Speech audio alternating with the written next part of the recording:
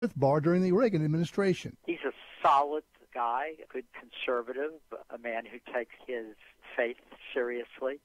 He's pro-life.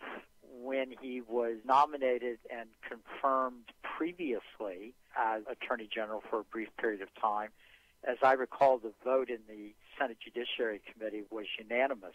Of course, that was an earlier time in American politics when the left hadn't gone crazy. And Bauer expects Democrats will push for Barr to recuse himself from overseeing the Robert Mueller Russia collusion investigation. I hope that he will not succumb to those demands. This has gotten to be ridiculous, this effort to prevent the president from having an attorney general that is favorable to the president. If that standard was used, the post of attorney general would have been empty the entire 8 years of the Obama administration. Bauer expects Barr will be in an all-out war against the bureaucrats at the DOJ who want to thwart President Trump's agenda.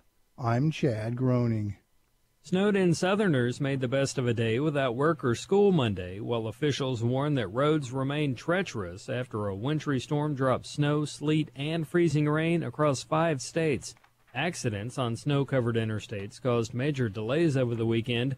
Hundreds of flights were canceled, and drivers in North Carolina and Virginia got stuck in snow or lost control on icy patches.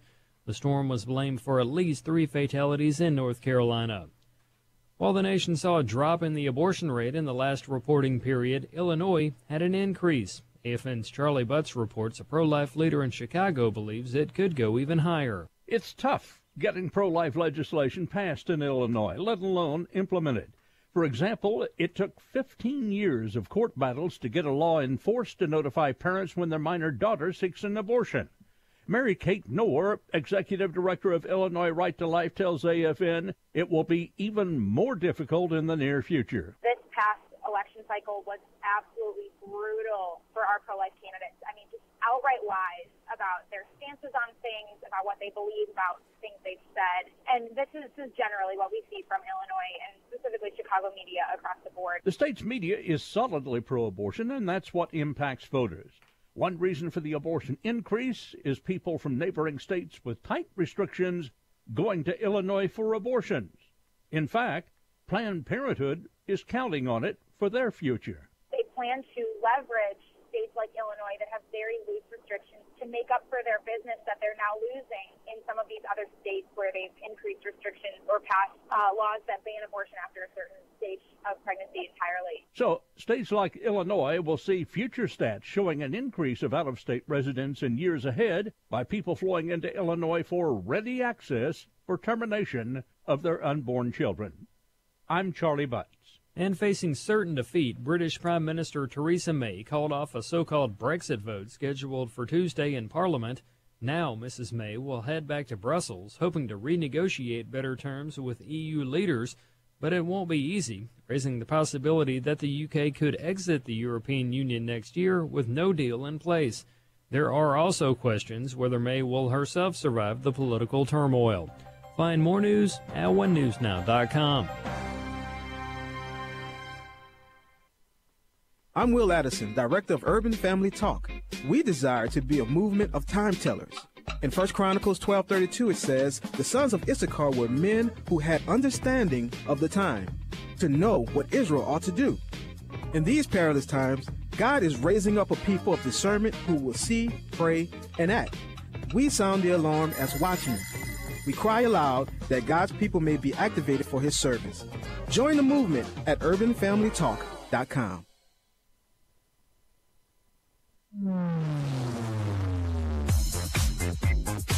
She's sharp, pointed, and insightful. This is Stacy on the Right on American Family Radio and Urban Family Talk.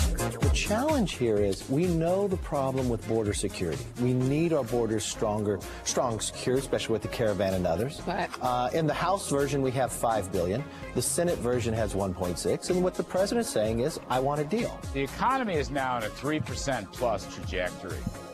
Since President Trump came in, the 7 quarters, we're running, I believe the number is 3.1%, and it's 3.3% so far for 2018. Well, more questions after transcripts of Jim Comey's closed-door meeting with lawmakers. They were officially released yesterday, and the former FBI director admitting nearly he couldn't recall or remember more than 200 times. Well, he wouldn't answer a lot of questions about the FISA process, but I think it's notable that in the information presented to the FISA court, there was not an accurate description of who paid for what. This is another area where Comey's testimony today contradicted his own lawyer. Well, the words that best describe Comey's testimony are selective amnesia. And now, Stacey Washington. Welcome to the program. Thank you for being with us today. It is Monday. We're in the week again, and so much news and information. So let's talk about who's on the show today. We have Jesse Hathaway, a policy advisor from the Heartland Institute. He's coming on to talk to us about how our 2019 Social Security taxes could go up. And so we're going to discuss the ramifications of that and kind of go into a little bit of info on it with him. And he's been on the program before. Great guest. Looking forward to speaking to him. We are also going to be talking about this breaking news, a couple of different stories. First off, Judge Kavanaugh swung over to the liberal side of the bench. We knew where Justice Roberts was going. We knew where Justice Roberts was headed with Kennedy leaving. The most powerful position on the court is that of a swing justice, the one everyone will pay attention to, the one everyone will kowtow to, the one whose name will be spoken in every column and every news story. The swing vote, and so that's going to be Judge Roberts now, Justice Roberts, Chief Justice on the Supreme Court. And we're seeing, Kavanaugh's acting a bit like an abused spouse, going to the side of the people who just spent, I don't know, how long was it? Almost 90 days beating him and his family into a pulp. And I guess now he knows who his overlords are. He did not want to go up against Planned Parenthood. He didn't want to have to side with the law, which is that taxpayers should not be forced to fund Planned Parenthood and their abortion business through Medicaid. But he handed them a victory by refusing to hear the case so that they could be forced to rule on the constitutionality of states defunding Planned Parenthood, which is within their right. Of course, God is in control. There is a way around that. We'll see what lawyers and different legal minds around the country come up with as a way to continue this effort. It won't stop. Nothing will stop this. It will continue. The defunding of Planned Parenthood, the ever-increasing number of millennials and young students, and even kids who they're too young to vote, but they understand that life begins in the womb and that what's growing in their mom's tummy is a baby, not a choice. They know that, and it's technology and God's grace that we have to thank for that. And so we'll see more wins on the personal side and the lowering of the number of abortions had in this country. But Planned Parenthood remains a demon that must be fought. And so, Judge Kavanaugh, very disappointing. We're going to discuss a few more of the details of that. And then I have this bit of audio for you from the head of the International Monetary Fund. This is not a piece of audio you're going to hear on CNN or CBS or NBC. And the reason you won't hear it is because she's talking about the probability that we're going to continue to have a booming economy in spite of everything being arrayed against the president and what he's been able to do in the way of turning the economy around. Now, I know it's important to people that we, remain on focus and on target. And sometimes people feel as if by paying attention to the economy, we're somehow not being godly or not being Christian. And that is absolutely not the case. We have every opportunity to put God first, especially with our finances, while still paying attention to the economy and wanting someone to be in charge who would make economic conditions conducive to more people working, because the Bible says if you don't work, you don't eat. In our society, we don't adhere to that biblical principle because we have welfare. I'm not against social safety net programs. I don't want to see people starving to death. But the motivator that a hungry stomach is, that seeing your children go hungry is, that knowing that there's really very few options out there to take care of you, it's a motivator. It makes people want to be gainfully employed. It wants people will stay in jobs that they don't like in order to keep getting that paycheck. That is important. We have nullified that kind of, it's an instigator of work. We have to find a happy medium. Smaller government would help, but first we have to have someone in charge who understands that that's not the job creator. Government is not our source. And so we see that in Donald Trump a lot. And this is a really good interview. And then, of course, we're going to talk about this Nebraska Elementary School banning Santa, Christmas trees, candy canes, reindeer, my little elf hat with not the color red, the color green, the little cream-colored ears, none of this would be going down at their school. We'll talk about what happened to the principal, why she did what she did, and what the response of the remaining school buildings in the district and the administrators was. And we'll get to that. And, of course, we'll take your calls at 866-963-2037, 866-963-2037. Our encouragement for today is Psalm 36. I have to say, so the Psalms are like something special because, and the whole Bible has this quality, but there's something about the Psalms. They actually seem new every time you read them. So this is a beautiful psalm. It says, "For the director of music, of David, the servant of the Lord, I have a message from God in my heart concerning the sinfulness of the wicked. There is no fear of God before their eyes. In their own eyes they flatter themselves too much to detect or hate their sin. The words of their mouths are wicked and deceitful. They fail to act wisely or do good. Even on their beds they plot evil. They commit themselves to a sinful course and do not reject what is wrong. Your love, Lord, reaches to the heavens, your faithfulness to the skies. Your righteousness is like the highest mountains, your justice like the great deep. You, Lord, preserve both people and animals. How priceless is your unfailing love, O God. People take refuge in the shadow of your wings. They feast on the abundance of your house. You give them drink from your river of delights. For with you is the fountain of life. In your light we see light. Continue your love to those who know you, your righteousness to the upright in heart. May the foot of the proud not come against me, nor the hand of the wicked drive me away. See how the evildoers lie fallen, thrown down, not able to rise." This is such a beautiful psalm to meditate on, whether you're in the high place or the low place, whether things are going relatively well or whether you have turmoil and storms raging. This is such a beautiful psalm because in this psalm, David actually lays his heart out to the Lord, as he does in so many of the psalms that he wrote. He is so unabashedly a friend to his Father in heaven. He doesn't hide anything from God.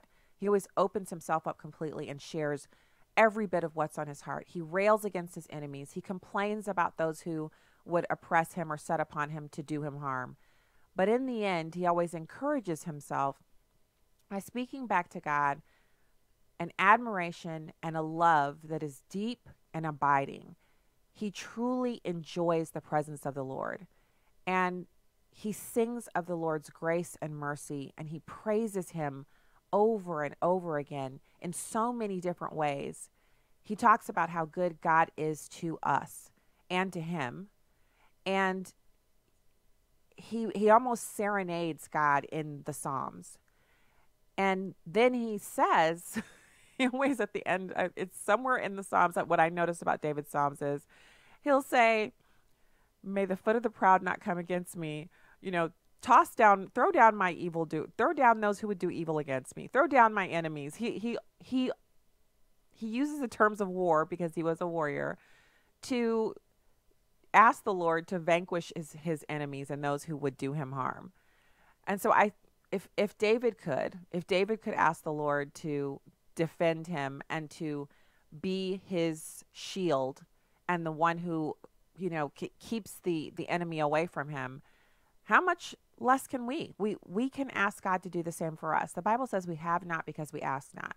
And so I encourage you, if you are, for encouragement for today on Stacy on the Right, I encourage you, if you have what you feel are enemies or those who are, coming against you or what have you, it's not about insulting them, but pour out your heart to the Lord. As David did in the Psalms, we can rely on God to not only hear our cries, but to answer them because he cares for us. So that's the encouragement for today. So let's get into this. I'm still I'm reeling. I'm reeling. This was an opportunity for Justice Kavanaugh. I keep calling him Judge. I'm still not used to him being on the Supreme Court all the way. And I'm glad he's there. I'm hoping that this isn't going to be one of those things where, the Republicans have a habit of picking people to go on the Supreme Court who then, once they're on there, behave like liberals. And after what Judge Kavanaugh went through, I can't believe he wouldn't relish the opportunity to mash his naysayers' faces in the dirt by giving a purely constitutional ruling. Just before we get to that, let's go to the phones real quick. We have Lisa in Ohio. Lisa, thank you for calling into the show today. Hi, can you hear me? Yes, I can hear you. Okay. I'd like to make a comment first about Judge Kavanaugh. I think maybe he's afraid right now to jump in. Just you don't want to start a whole bunch of stuff. But I think that he's going to come around because we were all behind him and, stood with him. So I think he will stand in the end. I just think he's not ready to do that yet because he don't want to. Because you remember that was a lot of what it was about when they were trying to get him in. And then also I'd like to say something about the government assistance. I think it's all wrong. I think instead of giving people government assistance when they have nothing, they should give it to them when they need a little bit to make the ends meet, just to help out a little bit. And I think then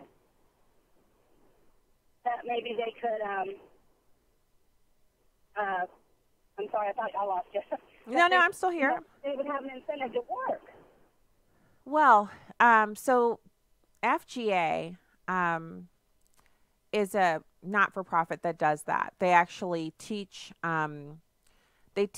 legislators at the state level how to improve their public assistance programs so that they're helping people get off of welfare, but they're still helping them. And I understand what you're saying. There's a place where a family can get into a rut where they're not on public assistance, they're still taking care of themselves, but things are starting to spiral out of control. And if we had something to help people get over that had a little bit of accountability to it, I think we would see fewer people actually go on to welfare. And the truth is, in spite of what we often talk about on conservative radio and what you see in op-eds and things like that, generational welfare is a small segment. The bulk of people who go on to welfare go on it for a specific amount of time where they're literally, they can't make it on their own. And then they get off. They go on, they stay on for a bit, and then they get off. So it really is an assistance during a time of need, and then they're off again. Generational welfare is a problem, but it is not, like the bulk of the people are not generationally on welfare. Now, that statistic could be changing. I know new numbers come out every couple of years where they're tracking and keeping an eye on who's doing what. And I would say, it's possible that those numbers are changing due to the large number of illegal immigrants who are currently on our welfare system. And because of that being kind of a social safety net that doesn't exist in their own home country. Let's go one more phone call real quick. Randy in Louisiana. Thanks for calling the show today. Hey, how are you? Hey, thank you for taking my call and not putting me on call block. You're all right. Well, sure. Good to hear. Now, this guy Kavanaugh, now, he was in bed with the Bushes and the Clintons and the Bushes, and I don't know about Obama, but all of those three people, they're all sleeping in the same bed. Hello? Oh, I'm still here. Yeah. Well, I don't know. Obviously he did work for the Bushes during the Ken Starr things and all that. I mean, he's been around the block a few times. But I was hoping that he'd be constitutionally limited and that he would stick with that. And that means they should have taken those cases. Anyway, we're going to see what happens with it. I'll give you the rest of those details. Right now, we're going to go to the break. When we get back, we will have our first guest on the program today. Keep it here.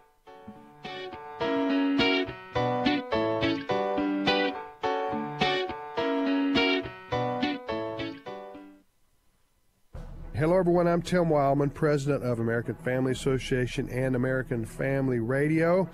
2019 is upon us, and we're going to be going back to Washington, D.C. and to Williamsburg for our spiritual heritage tours. And if you've been wanting to go, maybe this is the year for you. These tours fill up several months in advance, and one of the reasons they do is because we have an actual historian, a professional historian that comes on our tour with us. His name is Stephen McDowell. He's the president of the Providence Foundation, and he knows more about early American history, especially the Christian influence on early American history. He knows more than anybody I know. So, If you want to go with us, you can find out more information at spiritualheritagetours.com. That's in June and September. Pick the month you want to go. Find out more information at spiritualheritagetours.com. That's spiritualheritagetours.com. Hi, I'm Crawford Loritz with a legacy moment. My Aunt Rebecca, who's in heaven now, used to tell the story of an incident from childhood that taught her a lifelong lesson. One Sunday morning, Rebecca informed her mother that she was not going to go to church. To her shock, her mother said, "Okay, that's fine." And so Rebecca stayed home. She thought everything was fine until after lunch. See, Sunday afternoon was when the kids would go out and play and have a great time together. But this time, her mother said to Rebecca, "You're not going out today. You couldn't go to church, so you're not going out to play. And tonight, when the rest of us go get ice cream, you're not going either." My Aunt Rebecca said she cried all afternoon because she desperately wanted to be with her friends. She learned the hard way that you don't do what you want to do and get what you want to have. So it is with prayer. You may say, how does prayer relate to all of this? Sometimes we feel as if God is obligated to do whatever we ask him to do, and so we take verses out of context, or we have some desire where we say, "God, do it for me." Never mind that we have ignored him and haven't met our spiritual responsibilities. Jesus warned us about that in John chapter 15, verse 7. Notice the condition Jesus places upon prayer. He says, "If you abide in me and my words abide in you, ask whatever you wish, and it will be done for you." Here's what I want you to remember today. To not meet God's conditions is to abuse the privilege of prayer. Have you surrendered fully to him? Have you allowed his word to possess your mind? If so, pray with confidence and expectancy. More information about the ministry of Crawford Loritz can be found online at livingalegacy.org. Join Crawford tomorrow for another Legacy Moment.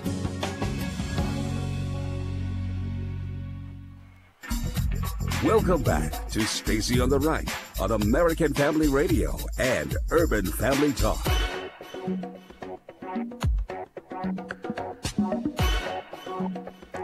Welcome back to the program. I'm so glad to be with you today. Merry Christmas. And I hope you're enjoying either if you're in the part of the country where you have fall weather, you lucky duck, I'm so happy for you. And if you're like me in these 20 some odd degree temps, you know, I hope you're staying warm. I hope all of your fireplaces or heaters or central heating or whatever you've got, gas, whatever, I hope it's all working well and that you're warm and cozy, and maybe you even have your cup of coffee going, because right now you're in for a treat. We have Jesse Hathaway. He's a policy advisor at the Heartland Institute, one of our favorite public policy organizations and think tanks where we can always go for the very best fresh information. Jesse, thanks for joining the show today. Well, thank you for having me on the show today. It's a very kind welcome. Oh, yeah, no problem. I really I respect greatly what you guys are doing. And this latest piece that you have out, Bad News, Your 2019 Social Security Taxes Could Rise by $279 or more. I don't know, should we be happy about that because it'll keep us from going insolvent, or should we be mad because that's more money out of our pocket that really is kind of going up into the air? Well, the answer is yes, and on the flip side, no. The yes is that we should be happy that this tax hike is being triggered, because this tax hike is actually being triggered by increasing average earnings from everyday Americans like you, me, and all your listeners. Mm. The no on that is because it's a tax hike, and for the individuals who will be affected by this automatic, the triggering of this tax change, it will be more money out of their pockets, and it's going to be more money out of the pockets of business owners. So there's a bright side, but there's also it is at the end of the day a tax hike. So let's talk real numbers here. Some people might hear $279. Is that per month or for the entire year for 2019? That is total for the whole year. So starting on the 1st of January, the maximum amount of earnings that's going to be subject to what's called the Social Security payroll tax. People see it on their paychecks as the FICA, Federal Income, or rather Federal Insurance Contributions Act tax, which also goes into paying for Medicare as well as Social Security. There's a limit over which there's a cap over which if you make under this amount, you don't pay this particular line item, or you're not going to be affected by this, rather. But if you make more, if individuals make more than $132,900, they are going to see this. They are going to have more money taken out of their paycheck collected by the government, because Social Security is funded by it's a 12.4% payroll tax on wages up to this cap, with half of that amount paid by workers and the other half paid by the business owner, unless they're self-employed or a 990 contractor, other classifications as well. The people in that case actually pay that full 12.4% tax, and that money goes into the Social Security and the Medicare fund. But that's, like I said, this is triggered just by increasing. People are making more money, so the way Social Security is set up, they're increasing that cap. The problem, or the bad news, that we got the good news that people are making more. The bad news is that really no amount of money, no amount of tax hikes and tax changes is going to make Social Security solvent. Again, it's just a function of math. Back in the 1960s, there was about 5 people who were putting into Social Security for every one person who was taking money out. We're now down to about, I think the figure is about 2.5 people putting in money for every one person who takes out. So there's fewer people putting into the fund than are taking out, or rather, on the flip side, more people taking out than are putting in. And so Social Security is actually already, in some cases, some of the funds, some of the buckets, as I like to refer to them, some of those buckets are already going empty. Back in 2015, Congress took money from one bucket in that arrangement, the Old Age Survivors Insurance Fund, to fill up another bucket that had gone empty, which was the Disability Insurance Fund. So basically, we have 2 buckets that both have holes in them, and instead of doing something to patch those buckets or to plug the hole or just something where our leaders in Congress and our leaders in Washington are pouring that water from one bucket to the other, ignoring the fact that both of the buckets have a hole in them, and eventually, just because the math does not add up. We talk about, facts don't care about your feelings. But, the math is going to hit, and there's going to be no more water to pour from one bucket to another. And if you or I did this kind of scheme, the kind of scheme that Social Security effectively is, we would be charged with running a Ponzi scheme. But when the government does it, it's called just another day at the Social Security Administration. So this is kind of a symptom of a larger problem when it comes to government spending. And that problem, is federal entitlements. We're talking Social Security, Medicare, Medicaid. We're on track for 45 cents out of every dollar that the government spends going to Medicare, Medicaid, Social Security, and so on. And that's going to crowd out, if you will, spending on other things that the government needs to do, the military, infrastructure repair, education, because the government's in the education business. And so basically, because Social Security is gobbling up the budget, they have to spend more, which means they have to tax more. And so that we get into things like, the deficit. With the deficit in October, the end of the fiscal year 2018, that it hit $782 billion. We're on track to hit $1 trillion, so that's a 1 with 12 zeros at the end, as soon as October of next year. And Social Security is just one of all the government programs out there. And we know this problem is coming. We see this in the report for that the trustees of Social Security put out. We see this in the report that the CBO puts out. We know this problem has been coming a long time, and yet we have not done anything about it.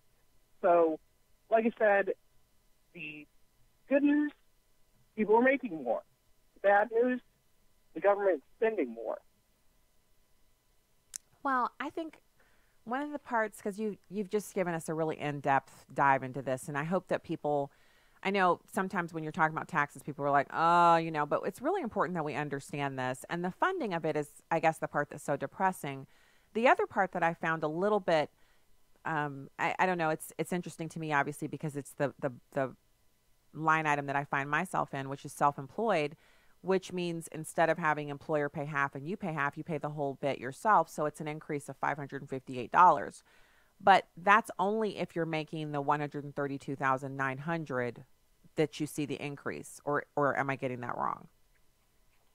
That's correct. We're only talking about, with this particular tax hike, we're only talking about an estimated 10.5 million people will see that the Social Security tax increase on their paychecks in 2019. So it's a small portion of the tax-paying public that will see this. But, that's going to have effects on other people nonetheless. It may not be a first-order effect, if you will.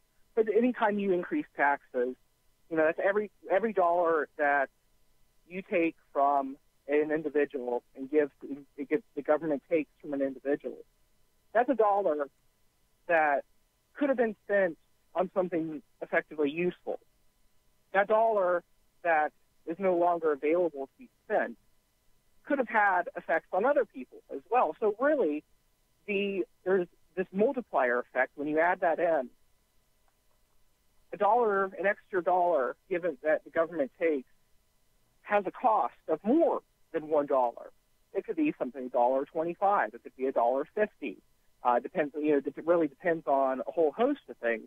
But the fact remains is that there are these, not only just there are the first order effects, but that they'll have second and third order effects, rippling out, not just on me, not just on you, but everybody. And so that's why that's the fundamental reason why we talk about needing to reduce taxes, reduce the burden of government. But spending is the other side of that equation. And that's, too often we think about tax changes, but we don't think about changing or the government spending habits. But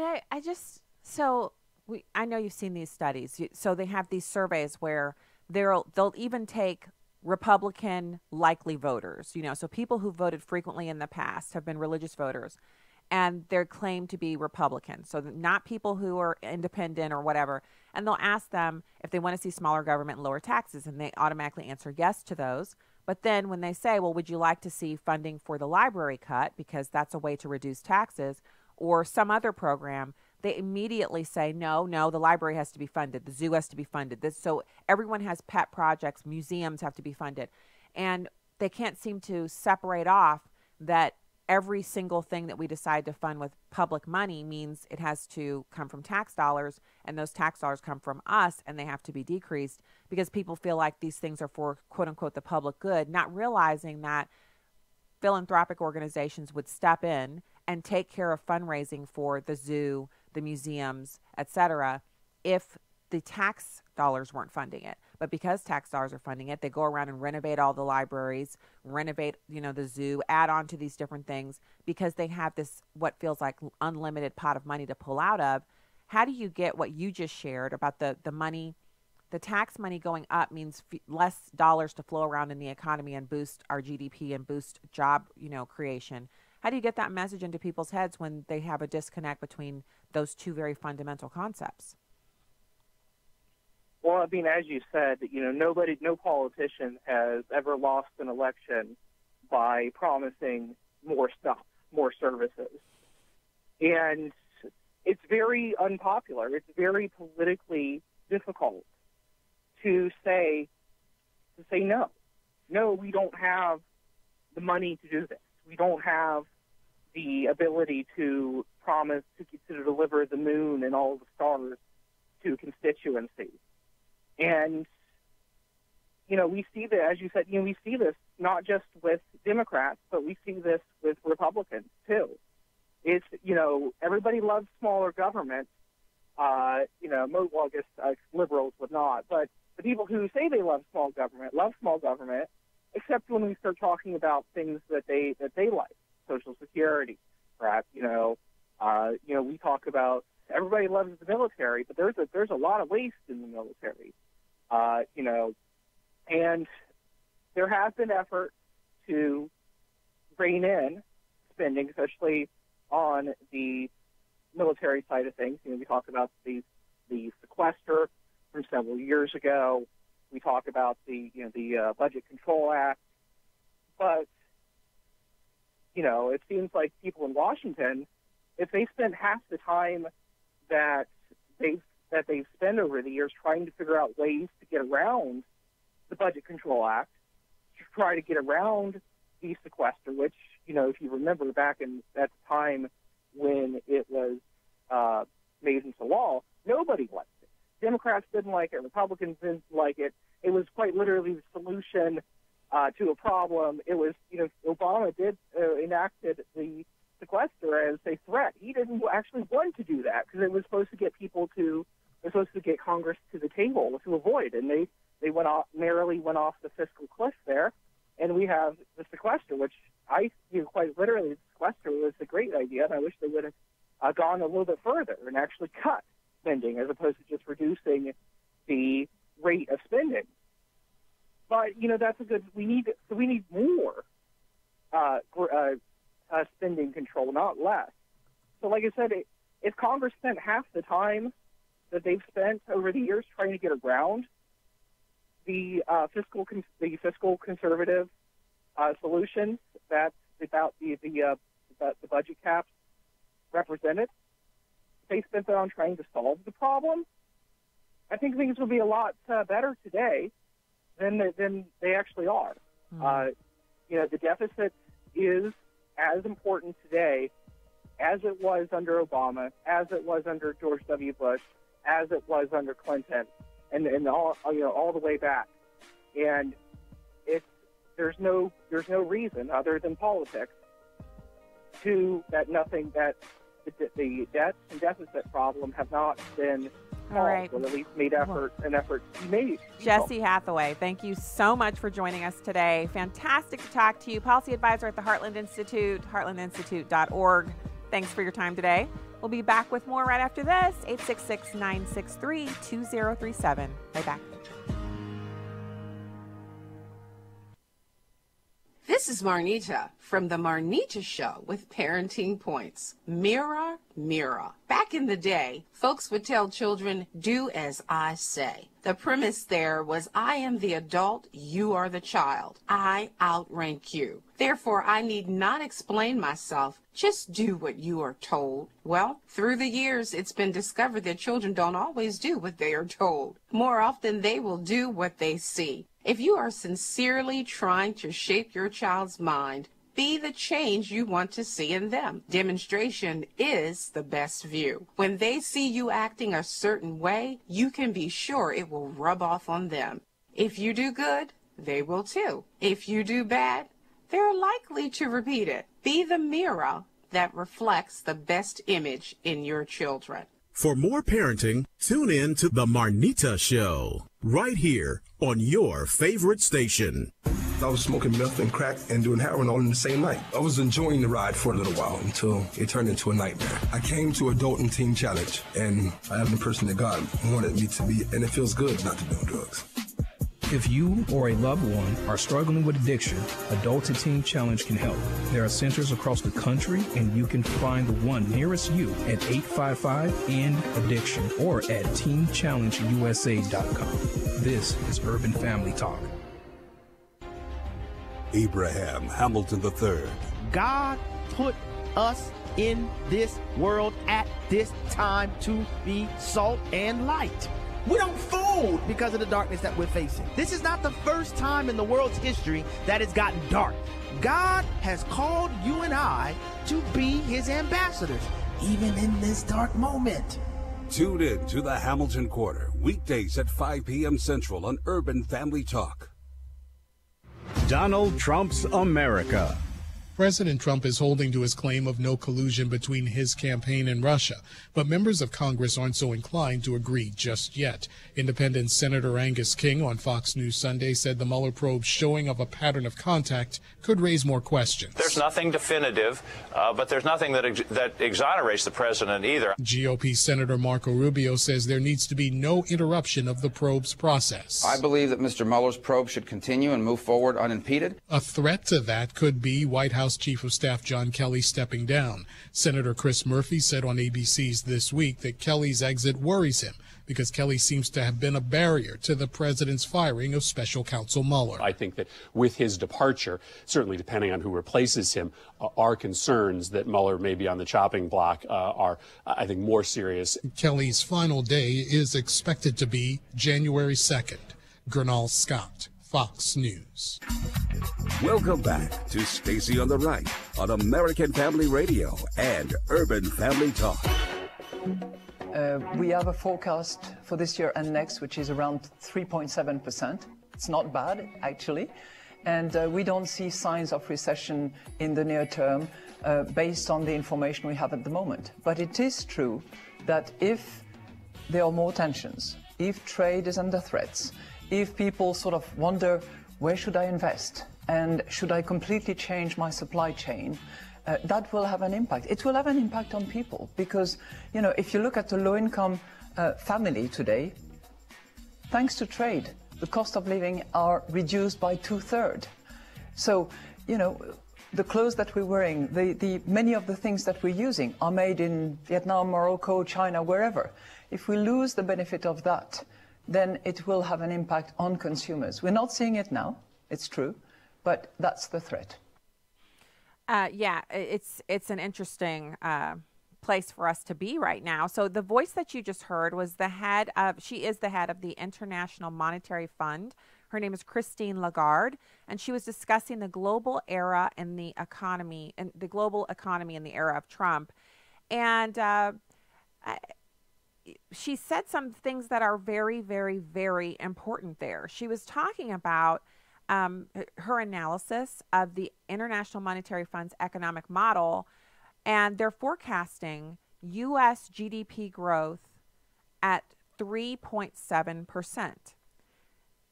This is an amazing number coming from an economy that was GDP of 1.7 to 2.3 under President Obama. Now, he had a couple of high quarters. He had a quarter at 4%. He had a couple of quarters, you know, in the mid-3s.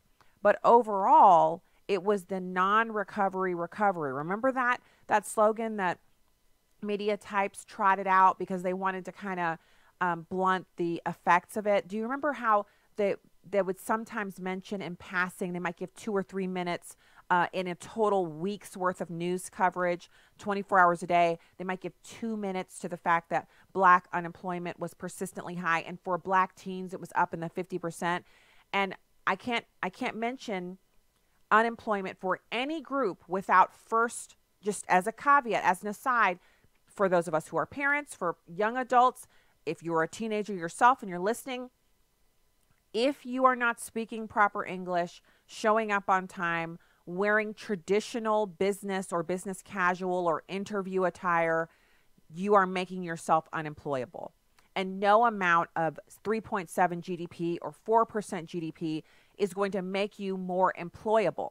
So you must first present yourself ready and approved to work, someone who is saying, communicating through your dress, your appearance, being in the right place at the right time, doing the right thing, and your form of communication that you are not only ready to be employed, but that you are willing to submit to whatever it is that they're going to request you to do to be employed. This is where the rubber meets the road. This is why people were so bent in Hollywood and liberal activists were so bent on destroying Bill Cosby.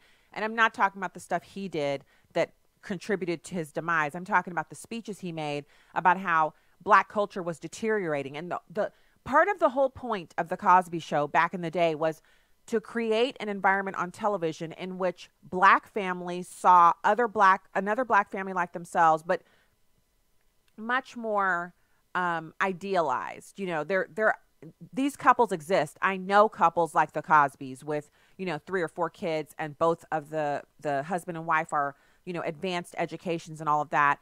But there are many, many more Black families where maybe both of the parents don't have advanced educations, but they're professionals, or they've been in their career fields for a significant amount of time, and they're raising traditional families in intact homes with, a strong sense of values. This is not an anomaly. So, but it wasn't represented on television. So Bill Cosby's intent there was to put it out there, this fun Black family. And so by doing that, he made himself, and through his philanthropic work, he made himself a pillar in the community. The problem is he had all this stuff going on in the background that he'd engaged in that was like a trap laid in waiting for him. And so there's no reason to dispute what the accusations were or any of that. The point is that the Cosby Show, no matter his personal failings and the crimes he committed, still stands as an example that it works today. You can get the DVDs, you can get it online, you can watch it, you can actually see examples and things to emulate for an intact family. The family doesn't have to be white for us to say that's a strong representation of what you want a family to look like.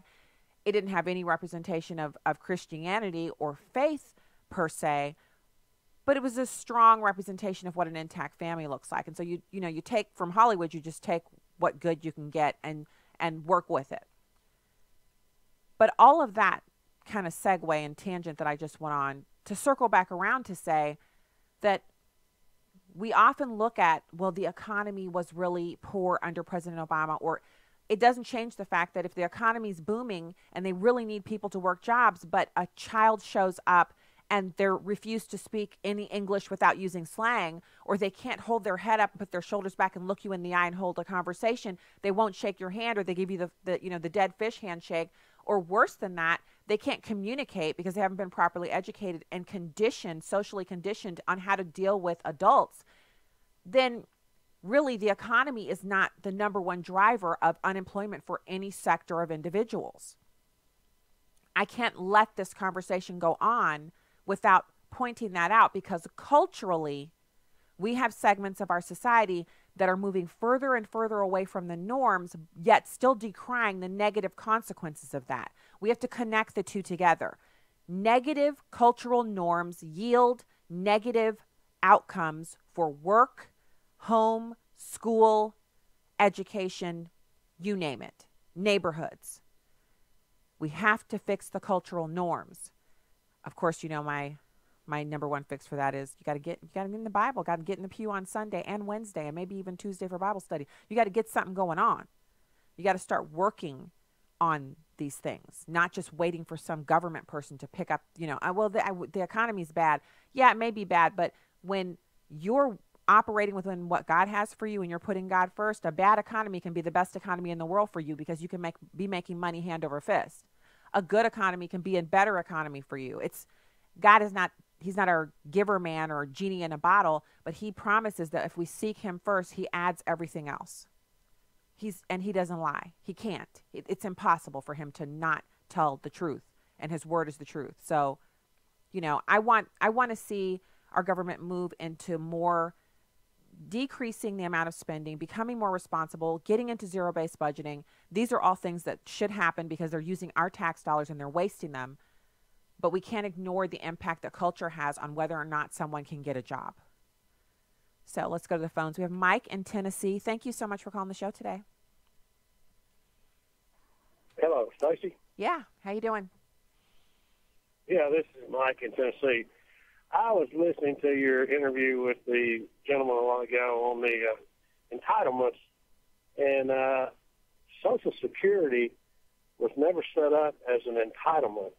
It was set up to be the people's money taken care of by the government to aid the people in retirement. It is not an entitlement, it's our money. And I think that that through the years that's been politicized, I guess you'd say. And I'd like to hear your comments on that. It was established, I believe, in the Roosevelt administration after the Depression to benefit the people in their retirement, not an entitlement program at all. All right. Thank you, Mike, for calling the show. And so I've said this before, and I don't mind saying it again.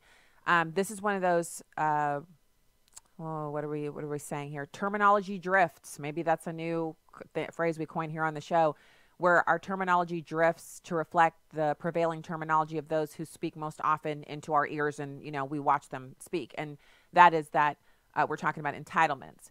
And so for people like Jesse Hathaway working at the Heartland Institute, using the term entitlement, he's talking about something that you've paid into, that you're entitled to receive something from the government, hence entitlement. But for most of us, when we hear entitlement, we equate that with some kind of welfare or, earned income tax credit, something that you're getting from the government because you qualify for it, but it necessarily may not have paid into it. There's no dispute about the fact that Social Security is something that people pay into. It's their money, and it should not be withheld from them. The issue is that anytime we say to government bureaucrats in one era who set up a program that they're going to help Americans by taking their money and saving it for them, boom, that is where the problem started. We cannot trust government bureaucrats not to put their sticky little fingers on our money when they're supposed to be saving it for us. Would you allow a stranger to walk up to you on the street and say, hey, if you write me a check every month, we've never met, I know, and we're not really going to spend any time together. You don't really need to know me. You just need to know that I'm good at saving other people's money for them. I'm going to save your money for you, and then when you're older, I'll give you the money back, plus anything that I've accrued in investing it. And I won't charge you anything. I'm just going to take it for you. And we'll do it by direct deposit so you don't forget. You wouldn't do that with a stranger. And I don't know, how many do I know? I maybe know 500 of the 24 million employees of the federal government. And 500 is a lot. And that's only because I've spent time going back and forth to Washington, D.C. and other places and met them at conferences in large groups so I can say, yeah, I have their business card. I've met them. I've met these people. And even then, I don't know very many government employees well enough. I think I know 4 that I can name right off the top of my head who I think if they said, I'll invest your money for you, I would give it to them and let them invest it for me. The rest, I wouldn't because I don't know them. And so that's the problem with Social Security. Unelected government bureaucrats deciding what to do with money, and then elected officials actually saying, because they know they're not going to be there forever, the ones who got us into this mess are no longer in Congress and will never be held accountable for the fact that they moved money out of these, as Jesse called them, buckets in order to fund other things in the government. And now we're just straight up borrowing the money. We don't even pretend we're going to move it around from this place or that. They just borrow it. Meanwhile, some government employee about 3 months ago was ordering $900 chairs and those little hoverboards to ride around in the office in, and everybody in the office got a bike, and everybody got one of those fitness balls to sit on, the exercise ball. Whatever they could spend money on that they could dump into cash to get it out of their budget so they could qualify for the same size budget next year, that was spent. Instead of zero-based budgeting, which would drop most budgets down significantly, and all of that money could be taken and put back into the Social Security Trust Fund. And the answer to Social Security is it has to be privatized so that the people who are investing your money are held accountable. The reason why you don't see financial managers in the private sector en masse moving your 401k money or whatever into some other account to save their business or to do something with it that they're not supposed to is because they're subject to civil and legal penalties, criminal penalties that would mean that they not only go to jail, but they would lose everything that they have, their personal homes, cars, their children's, savings accounts for school. Anything that they have is subject to forfeiture and seizure in civil court. And those types of laws prevent these kinds of massive Ponzi schemes and things like that with people's investments in the private sector. And that difference is why the Social Security funds are empty. The accounts for Social Security are empty. But 401k plans across the country that are managed by private individuals still have money in them because those private individuals don't want to go to jail. So, the language that we use and the terminology drift, it's important to note, but I don't think there are very, very many people out there, certainly I'm not, calling Social Security an entitlement because the intention is, hey, it's not your money. Everybody knows the money in Social Security is paid into by the people who've worked. Everyone, whether you're self-employed like myself or anyone else, that's not the point. The point is that if we leave it in the control of the government bureaucrats, unelected and elected, the accounts will never be full. And people will never, ever have the assurance of knowing that the money that they've invested belongs to them, which is why we need to draw down on Social Security and privatize it completely.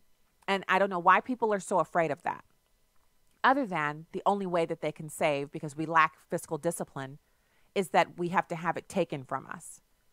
And there are ways to do that in the private sector too. If you want to save money and you're not talking about Social Security, you can have money automatically drafted out of your account into a savings account or an investment account. And you can set it up so that it's not easy to get to. You don't have a debit card for it. It's not something you can spend. And then you can get in your word and read about fiscal responsibility and self-control and start training yourself to do this yourself, to take care of this yourself, because the government has shown us that they not only have no care about whether or not they actually do what they've promised to do with our money, but they are not going to be held accountable. They'll never allow themselves to be held accountable for what they've done. Everyone's always shunting it off. Well, the Democrats did it. Okay, yeah, they did. But who's going to jail? Anybody? Who made the decision? The same people who made the decision are out there cranking out the books and convincing people of other things that aren't true, like the global warming, cooling hoax, ice age, meltdown, volcanic eruption, 2012, whatever. Same people who stole all that money before. They're out still selling garbage, swamp land, just whatever. It's a problem, and we put an end to it by saying we're all responsible for ourselves. That's how we put an end to it. We have to elect people who want to do right, and we have to stop giving them our money. All right. That's the first hour of the show. You have onenewsnow.com. News and information up next. Be right back.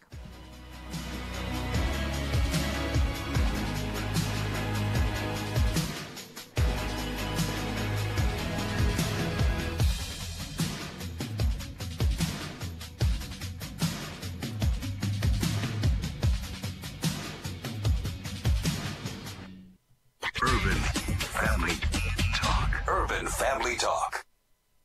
As millennials, we have more than $1 trillion in purchasing power, so businesses are watching us. But millennials are losing our faith, so we know Satan is watching us. Engage Magazine is for millennials by millennials, and it speaks to faith, purpose, and a closer walk with Jesus. Because above all, God is watching us. Visit engagemagazine.net and listen Saturday afternoons at 5:30 Central on AFR. Truth, wisdom, empowerment. Urban Family Talk, a ministry of the American Family Association. For American Family News, I'm Chris Woodward. The White House is looking for a chief of staff who can steer President Donald Trump's White House starting next year. It's a pivotal time for Trump as he looks to prepare for the twin challenges of securing his 2020 re-election and fending off inquiries once Democrats gain control of the House next year. Chief of Staff John Kelly is leaving the White House around year's end. Trump's top pick for the job, Nick Ayers, announced Sunday he will not take the job. A public policy analyst says the much-anticipated final report by special counsel Robert Mueller will be nothing more than political shenanigans for Democrats to use against President Trump. Here's AFN's Chad Groening. On Friday, President Trump announced that his legal team is already hard at work preparing a rebuttal to the final report from the special counsel. Trump tweeted, quote, "It has been incorrectly reported that Rudy Giuliani and others will not be doing a counter to the Mueller report. That is fake news. Already 87 pages done, but obviously cannot complete until we see the final witch hunt report." Abraham Hamilton III is general counsel and public policy analyst for the American Family Association. He says the incoming Democratic House majority is going to use the report to try to hurt the president politically. They're going to use the Mueller document as a baseline from which to continue to cascade innuendo and the imprimatur of misdeeds to continue to build President Trump as a rogue puppet, Russia, and all kind of other nefarious allegations that won't be based in fact, but they haven't needed them to be based in fact previously, to continue this drumbeat of the Resist Donald Trump movement, all in an effort to try to flip the Senate and to win the presidency in 2020. That is their objective. Hamilton says it is not a pursuit of justice. It is a pursuit in political shenanigans that has been operated on the taxpayer's dime at the highest echelons of our government. And quite frankly, it's sickening to watch it. I'm Chad Groening. The president of France is promising to speed up tax relief and eliminate a tax increase for retirees. The president of France has been the subject of protest for days. He also reiterated promises to raise the minimum wage and do away with taxes on overtime pay. All the measures offered had been demanded by the yellow-vested protesters who have led 4 weeks of increasingly radicalized demonstrations against the president, seen as favoring the rich. The Pennsylvania dad who fled to Mexico with his daughter's friend has been sentenced. Fox's Lillian Wu has details. Kevin Esterly spent less than 2 weeks in Mexico with the 16-year-old friend of his daughter. Now he's going to prison for at least 2.5 years, up to 5. The Allentown, Pennsylvania man who frequently checked the girl out of school without her mother's knowledge fled to Cancun with her back in March after taking thousands from his wife's bank account. The 45-year-old apologized during his plea hearing, but both he and the teen maintain their relationship was innocent. Lillian Wu, Fox News. Health officials are reporting a record number of cases of a mysterious paralyzing illness in children. Fox's Steve Rappaport has the story. The Centers for Disease Control confirming 158 cases of acute flaccid myelitis this year. That's up from 149 reported in 2016. Health officials don't know why the illness, also known as AFM, causes some kids to lose movement in their face, neck, back, arms, or legs. The symptoms tend to occur after the children had a fever and respiratory illness. The CDC estimates that 1 to 2 in a million children in the U.S. will get AFM every year. There is no specific treatment for it. Steve Rappaport, Fox News. And a government report is showing that Wells Fargo charges students the most in fees on average to have a bank account with them. The report, authored by the Consumer Financial Protection Bureau, showed that students paid an average of $46.99 in fees to Wells Fargo over 12 months. That's nearly double the fees charged students by TCF National Bank and U.S. Bank, which rank second and third. That's all our time for this newscast. For more news and information, visit onenewsnow.com. And don't forget to check us out on Facebook, Twitter, and the One News Now mobile app for Apple and Android devices.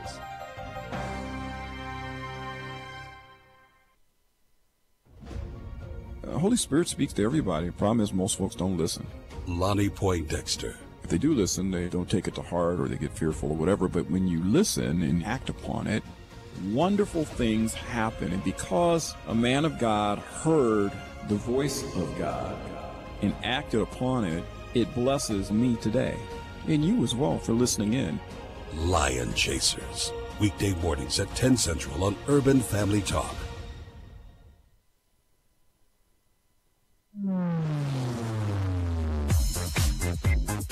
She's sharp, pointed, and insightful. This is Stacy on the Right on American Family Radio and Urban Family Talk. The challenge here is we know the problem with border security. We need our borders strong, secure, especially with the caravan and others. In the House version, we have $5 billion. The Senate version has 1.6. And what the president's saying is, I want a deal. The economy is now on a 3% plus trajectory. Since President Trump came in, the 7 quarters, we're running, I believe the number is 3.1%, and it's 3.3% so far for 2018. Well, more questions after transcripts of Jim Comey's closed-door meeting with lawmakers. They were officially released yesterday, and the former FBI director admitting nearly he couldn't recall or remember more than 200 times. Well, he wouldn't answer a lot of questions about the FISA process, but I think it's notable that in the information presented to the FISA court, there was not an accurate description of who paid for what. This is another area where Comey's testimony today contradicted his own lawyer. Well, the words that best describe Comey's testimony are selective amnesia. And now, Stacy Washington. Welcome back to the program. Stacy Washington, host of Stacy on the Right here on American Family Radio and Urban Family Talk. I'm also the co-chair of Project 21, National Centers Advisory Council. And I got to say, I'm pretty happy that even though the news media isn't talking about it, President Trump is growing the U.S. economy at a rate greater than $700 billion a year. 3.7% GDP growth on an economy of $22 trillion is more than $700 billion. So we're talking about projections from the IMF putting our GDP growth for the next 2 quarters at 3.7%. So, time to pump the brakes a little bit on the mass hysteria over the stock market and corrections and things that are going on, profit taking, et cetera, and just kind of enjoy the fact that these policies are enlarging the U.S. economy year over year at a rate that compares to approximately half of Canada's entire economy and 2/3 of the economy of Mexico. I'll give that to you one more time. The U.S. economy is growing at a rate that compares to 1/2 of Canada's entire economy and 2/3 of the entire economy of the country of Mexico. So I'm going to focus on that and lift my hands in the sanctuary and say, thank you, Lord, for that good news, because you don't know when the valley's coming. So while you're in the fat of the land, you need to be thankful. Thank the Lord. Give praises to his name for the growth and do as much as you can to be a part of that growth, while you can. Meanwhile, how is he doing that? Well, if you look around, other developed nations are stagnant. They're not growing. They're rioting in France. They're burning that beautiful place. Just they're lighting it up because they are sick and tired of elected politicians who fly around in private jets over in France telling them that they need to pay more for their diesel. They are paying so much that their construction workers in France actually carry their 80 pounds of tools on public transportation because they can't afford to put gas in their cars and their trucks to drive to the jobs to do their work. No wonder they're rioting and setting it off over there. Meanwhile, you have Donald Trump over here. He said no to the Paris Climate Accord. He has revamped NAFTA's no more. Canada and Mexico are going to have to play in our sandbox on our terms. President Trump is stopping the export of American wealth. Meanwhile, he's saying to other countries, yes, we want to do business with you, but stop stealing our intellectual property, China. Yes, we want to bring our goods and services into North Korea. We want to bring your little tin pot dictatorship into the modern era. Let's do some business together. Just stop shooting off those rockets. And every other nation where there's a problem, he's like, yes, handle your business, take care of your problems, worry about yourself. And also, we're going to do things in a way that benefits America. What's not to like? You don't have to like Donald Trump. You don't have to say his name.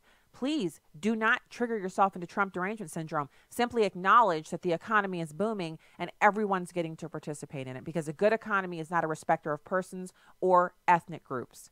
It just says, hey, do you want to work? Bring your skills and talents to the marketplace. Offer them up and see if people don't partake. That's what's happening. So That and more. We're going to actually get into, we heard a little snippet of audio coming into the top of the program about Comey's lack of memory. Now, this is a man who wrote a book about his experiences in the White House. This is a man who has Trump derangement syndrome and hates the president.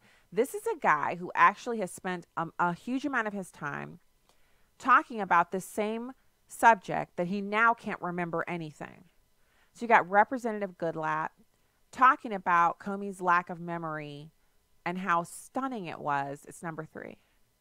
Well, the biggest takeaway is that former FBI Director James Comey, with regard to the 2 most important investigations, certainly during his tenure as FBI Director, into the Clinton email matter and into the Russia collusion matter, said, as you've noted, I don't recall, I don't remember, or I don't know 245 times.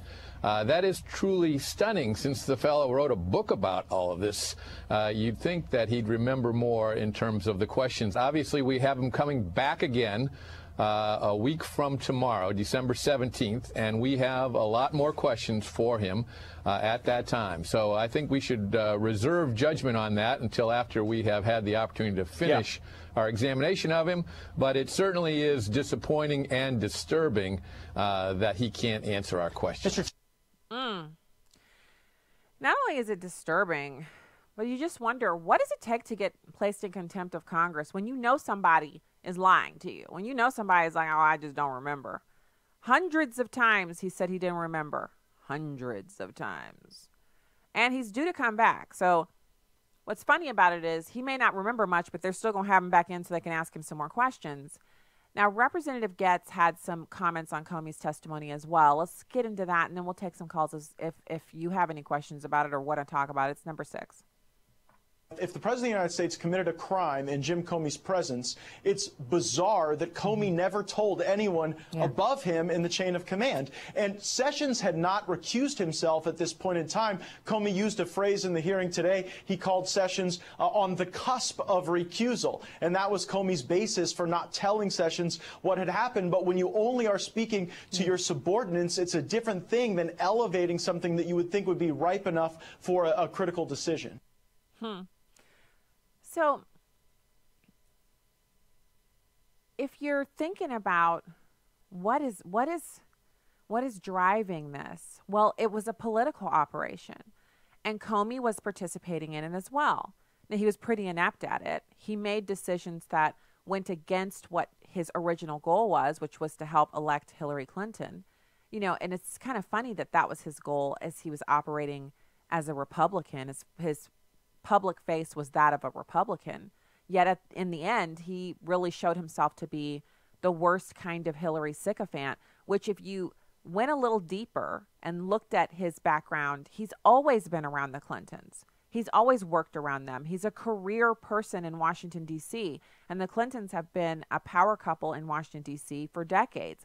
And he's been in and out of their orbit through business transactions and private dealings for all of that time. So he's not this upstanding Republican guy who just happens to hate Donald Trump. No, he was an operative on behalf of the Clintons. He was integral to making sure that the woman he thought was going to be the next president of the United States wouldn't be prosecuted for her wrongdoing on Benghazi or the email scandal, any of it. She lacked intent. That is the only conversation. Well, I can't say it's the only one. It's the primary conversation, the primary reasoning behind her not being prosecuted. He said she was inept. She seemed unable to decipher classification markings. We know that's not true. She was a senator. She's been deciphering classification markings for well over 10 years. By the time he sat down with her to interview her, not under oath, at her house, she'd been deciphering classification markings for well over 10 years. So how could it be true that she could not tell what the C in parentheses meant? How could it be true that she didn't understand that sending a facsimile over an unsecured fax line was a violation of classification? there's just no way that's true. So he said she lacked intent because the evidence was there for prosecution. Let's go to the phones. We have Janice in Texas. Thanks for calling the show today, Janice. Hello? Hi, thanks for calling the show. Good to hear. I love your show, Stacey. Thank you. I would like to ask a question and make a statement. All right, shoot. Can you hear me? Yes, I can hear you. Okay. I want to know what or when will the government pay Social Security back? Because way back years ago, they borrowed millions and millions of dollars to pay the debt for the government that they claimed they were going to pay back, and they never have paid it back, and they never have mentioned it again.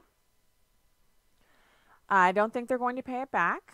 They're going to continue to borrow money to keep Social Security working, but when it goes insolvent, I don't know what the plan is. I have no idea. So they're not paying it back. There's no paying it back because where would they get the money to pay it back from? They'd have to make government cuts, and people would get mad about it because they want their library funding and all these special projects. And so there's no way they're cutting enough to pay it back, and there's no way they're going to borrow enough to pay it all back. They're just going to say all of a sudden, we need to confiscate people's 401k plans. They've talked about that. Democrats have talked about taking private 401k plans and nationalizing them so they have some money to pull from to pay Social Security. They've talked about doing that.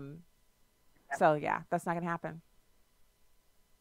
Yeah, but they sweep it under the rug, and they haven't mentioned it, but they're always saying how Social Security is in debt.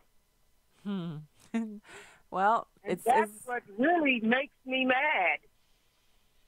Yeah, it's pretty enraging. Definitely something that people are upset about. Thank you for calling the show today, Janice. Everybody's upset about it, but we keep sending people to Washington, D.C. who are really interested in enriching themselves, people who are there to participate in the madness, not to clean it up, which is why so many people who are elected loathe Donald Trump, because in their minds, someone who claims to be there to do what he says he's there to do, that makes him an enemy, a part of the problem. If he's really there to shrink government down and to supercharge the economy so Americans can see the difference between what the government does, what it's mandated to do, and what the economy and the private sector do and are mandated to do, that's where people start changing their minds. They're like, wow, you know what? You know what's great? Not having all these regulations on my business. You know what's awesome? Letting the economic engine flow, not looking to government to do everything. I'm making enough money now in my business that I want to start a philanthropic organization in my spare time, or I've made enough of my business. I'm retired now, and I want to take some of my earnings and I want to do something philanthropic. And this wouldn't be my choice. I would not be funding libraries and museums with my, retirement or extra money that I would make from a business that was successful. I would much rather fund pregnancy resource centers and organizations that help parents find Christian educational options for their kids, et cetera, et cetera. But for those who are interested in funding the library and these things that are right now taxpayer funded, that's where you see government not shrink, but get pushed out of the way. Rather than having tax dollars funding the zoo and the library, and you're probably thinking, well, Stacey, you keep bringing these up, but they're a drop in the hat. They're not a drop in the hat. They represent hundreds of dollars in taxes a year on every family in this metro area. Hundreds of dollars a year that we pay, whether you go to the library or not, whether you go to the zoo or not, whether you hit the museums or not. Those should be privately funded. Those hundreds of dollars per year would go to other things if families had them back in their budget. And I don't mean other things like more clothes and more shoes, although some people would do those. And even if that's all they did with it, is buy more food, clothes, and shoes, it would stimulate the economy. Better than paying for something that should be privately funded. All right, when we get back, we're going to talk about the House Democrats having a really rough week, the 2020 Democrats who are running for office. Stay there.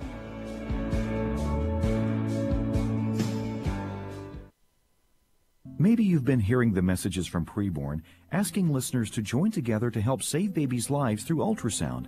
and you're not sure how to respond.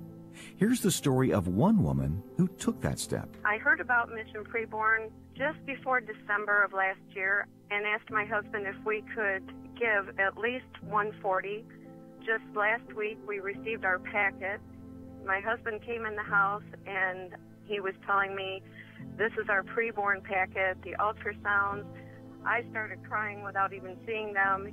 Not only were there 5 babies, but one of the moms was having twins.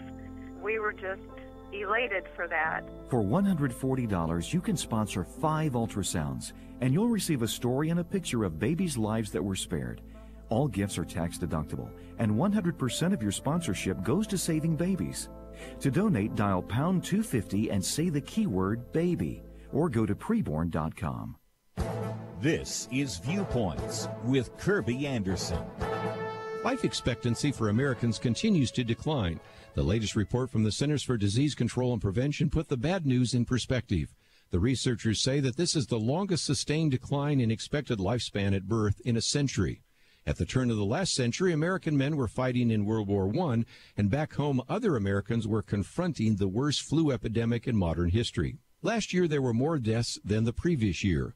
That partially reflects the fact that the nation is growing older and aging, but the focus of our attention should be on the younger age groups that are also dying due to such things as suicide and drug overdoses. If you look at the top 10 leading causes of death, only the cancer rate fell in 2017. There were increases in 7 others: suicides, strokes, diabetes, Alzheimer's, flu and pneumonia, chronic lower respiratory diseases, and unintentional injuries. The greatest concern, at least for me, are the deaths due to despair. The suicide rate has increased over the last few decades for both men and women, but the increase in suicides among men has been even more dramatic. Along with that has been the significant increase in the number of deaths due to drug overdoses. In previous commentaries, I've documented that more Americans die from drug overdoses each year than all the men who died during the entire Vietnam War. Remember that these deaths of despair are taking place during peace and prosperity. We aren't engaged in a major war. We aren't in the midst of a recession. In fact, most Americans are doing much better economically. I believe Christians must preach the gospel like never before and provide hope and an eternal perspective to so many Americans who may be the next death of despair statistics. I'm Kirby Anderson, and that's my point of view. Take Kirby and the Point of View team with you on the go with the Point of View app. Search for Point of View Radio at the Apple or Google Play stores. You can download episodes of Stacy on the Right from the podcast page on AFR.net or UrbanFamilyTalk.com. Now, back to the show on American Family Radio and Urban Family Talk.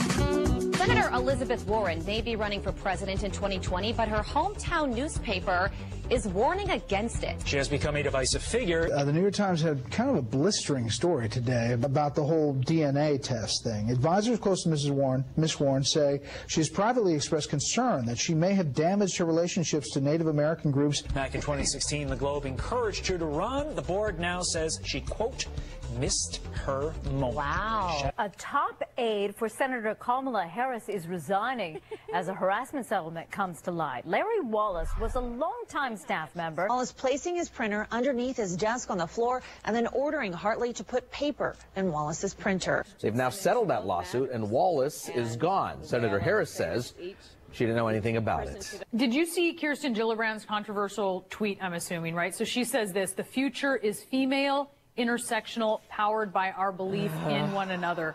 Then your groan, your audible groan. She seems to have this really dumbed down version of what feminism should sound like. 43 out of 76 Democratic Party leaders in Iowa said they prefer a young candidate, which could complicate the early frontrunners' plans. 76-year-old Joe Biden said this week, quote, I think I'm the most qualified person in the country to be president. Former Massachusetts Governor Deval Patrick saying now a 2020 campaign for president is just not for me. Stormy Daniels' attorney Michael Avenatti posting a statement on Twitter announcing he will not run for president in 2020 against President Trump. Suspense is over. Were we ever in suspense? So you got Kirsten Gillibrand, Michael Avenatti, Kamala Harris. It's a parade of horribles. Individuals who should never even consider running for the presidency Elizabeth Warren included, all pinning their, political aspirations for power grabbing and for lording themselves over us. Where are these good, upstanding people who have a moral center that is right? Individuals who have a proven track record of doing great things in their career fields or wherever they're operating right now, whether they're politicians or not. People who don't have a set agenda for climate redistribution or abortion support or what have you. Where are they? Probably cowering in the background thinking, dismissively kind of shrugging their shoulders and saying, that is a job that I could do. That is a job that I actually could see myself doing well, the presidency, but I'm not going to bother to put my family through what happens to people who decide to run for that office. And so in that climate, we're going to get the worst of the worst. And that's what the Democrats are currently trolling through Joe Biden. I was wondering, why is the meme of him sniffing women's hair from behind, gripping them by the shoulders and menacingly leaning in over them and, kind of diving into their necks and gripping little girls from behind on their shoulders? Why is that meme back? It's like everywhere you look online on social media, there he is smiling into some woman's terrified face from behind. Well, it's back because he's talking about running for the presidency. I know it's silly. I know you've got to be thinking right now, you're in the car and you're driving along, you're thinking, Joe Biden? That's the best they've got? Well, I mean, he's not the worst they've got. But he apparently is one of the best because he's thinking about running. Hillary Clinton is still bandying about the idea of running, not because she has so much support within the party, but because continuing to talk about running keeps her out of trouble, keeps her in the windsock of power. People are still, looking in her direction and longingly, reminiscing about the days when it might have been her. So, just ridiculous. So I promised to get to, we have a couple of stories. You're wondering about this principal who banned Christmas at her elementary school building. We're going to get to that, but right now let's quickly run through the details. And I'm sorry, I think I missed a call from someone who was interested in, they heard me talking about this Kavanaugh joining the liberals to protect the pro-Planned Parenthood ruling. So here's what's happened. A number of states across the country have defunded Planned Parenthood through Medicare reimbursements. And Medicare reimbursements actually contribute $1.2 billion a year to Planned Parenthood's annual work. So when they say, we're only getting $558 million a year from the taxpayers, yeah, that's all they're getting from that one line item in our federal budget. That's the line item they fight to protect. But they get $1.2 billion in Medicare reimbursements. So you got Justices Samuel Alito, Neil Gorsuch, and Justice Clarence Thomas dissenting away from the remaining liberal judges, plus the two who joined them, Justice Brett Kavanaugh, and because they didn't say he joined, they said he joined the liberal wing. So they have Judge Roberts in the liberal wing now. I mean, he's just automatically a de facto liberal now. I guess that's a whole nother segment. What we need to do is get somebody from Heritage on here to talk about this. We need to get somebody from Heritage. And I'll work on doing that. So Roberts and Kavanaugh are apparently afraid to take on abortion-related questions in the aftermath of Kavanaugh's contentious confirmation. Meanwhile, the court's junior justice has generally kept a low profile since taking the bench in October. Now, Monday's cases arose when Republican state leaders in Louisiana and Kansas stripped Planned Parenthood from state Medicaid funding. I said Medicare, Medicaid funding after a pro-life advocacy group presented evidence that the abortion provider was harvesting and selling fetal materials. Now, Planned Parenthood disputes the accuracy of these claims. We know they're true. We know they're true. The videos are out there. Watch the videos. Don't be fooled. They're true. So the legal question on Monday's cases was whether Medicaid recipients can challenge the disqualification of a provider under the Medicaid law. So it wasn't actually specifically about abortion. It was about whether or not Medicaid is forced to fund any provider that you select. Now, the Fifth U.S. Circuit Court of Appeals sided with Planned Parenthood on that question back in June of 2017, prompting an appeal to the Supreme Court. The ruling is now left in place because the justices refused to take the case. Pro-life groups have quickly swooped in. Marjorie Dannenfelser said, "We're disappointed the Supreme Court declined to hear this case." She's the president of the Susan B. Anthony list. The Trump administration is currently formulating a new regulation, federal, called the Protect Life Rule, which would forbid public funding of Planned Parenthood under Title X. And that's important. And I want to see the president follow through on that and make that happen. But, wow. Brett Kavanaugh. We had our shirts. We had, we beat down the doors. We prayed. We fasted. There were literal prayer groups. I had all kinds of text messages about praying for the Kavanaughs and their family. We talked about it here on the show. Now, here he is on the Supreme Court. And I'm not talking about him being partisan. I'm talking about him siding with, a case is coming before you that has been decided incorrectly, and you decide, I don't want to hear it. So this is why we need, when the next liberal judge comes off the court, we got to replace that one too, because our conservative judges just aren't reliable. They're just not reliable. I'm not going to get into whether or not he's a Bush this or that. I don't care about any of that. I know that associations matter, but in the end, he promised to adhere to the Constitution. That's supposed to usurp any of his previous allegiances to this family or that. Disappointed in Judge Kavanaugh today. Justice Kavanaugh. We all expended our political capital, and we went straight to the gates of heaven and said, "Please, Lord, please save this man's, not just his reputation, but his judicial career. Save his family. Protect them." I hope the caller is correct, that he's just timidly getting his toes wet and he needs time to strengthen up. But I want to, where's the guy who was arguing his case about how he was innocent? Where's that lion? Where's that warrior when we need him? All right, so turning to this Christmas story. I would say I can't believe this, but I actually can.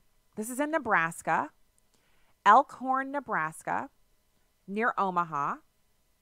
And the principal is Jennifer Sinclair. She's the principal of Manchester Elementary School. She says she stumbled over a big rock when she banned several elements of Christmas in order to be inclusive and culturally sensitive. She says it's not okay for one kid to give another kid a Christmas ornament, and when that kid says, "I don't celebrate Christmas," they say, "Well, hang it someplace in your house because it's still a nice ornament." She says that's not good enough. You can't have that stuff at school. So she said that here's some stuff you can't have at school.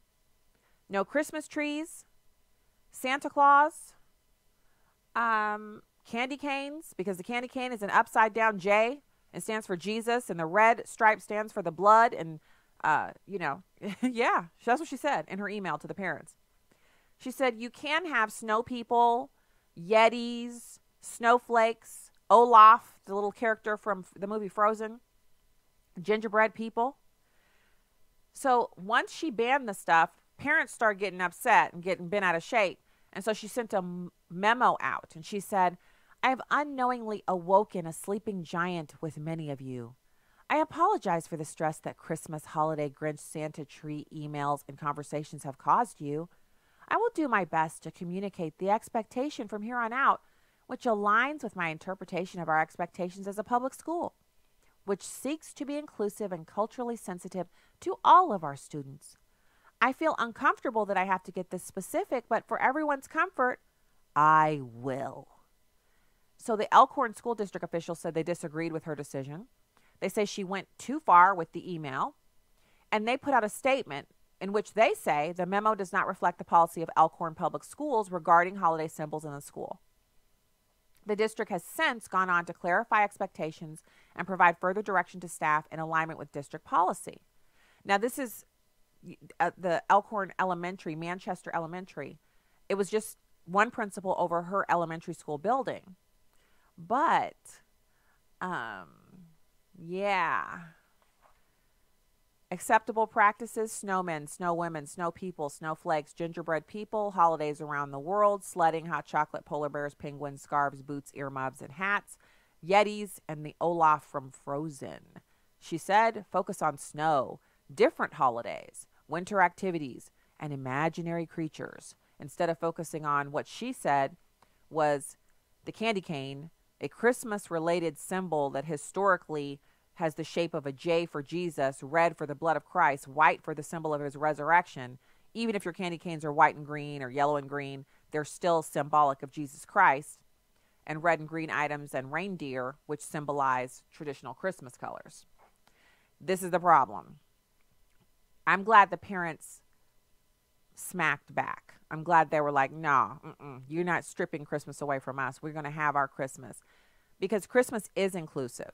The best thing about Christmas is that you don't have to be a believer to attend a Christmas service. You don't have to be a practicing Christian to go to church on Christmas Eve or Christmas Day or the Sunday before Christmas or the Sunday after or the Wednesday night service before, a candlelight service.